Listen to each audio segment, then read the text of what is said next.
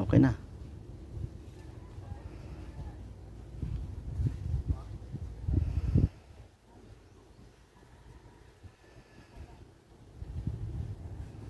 Kaloyan sa Diyos na hapit na po siya mo balik. Dugay na po ni siya diri sa mawala-wala sa Pilipinas mo nang kuha siya gihiling nga sana gaan siya piskay nga kinabuhi nga mo maayo ang iyang mga sakit, iyang mga anak na musunod sa iya kaya siya mangyipot inahan ning kamot kay siya para sa iyang pamilya.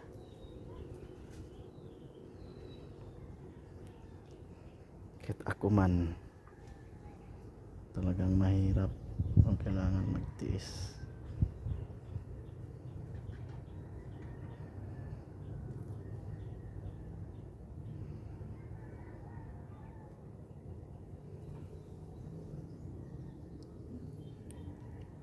Ako nandito po ngayon din po para humiling na sana po gumaling na po yung mama ko.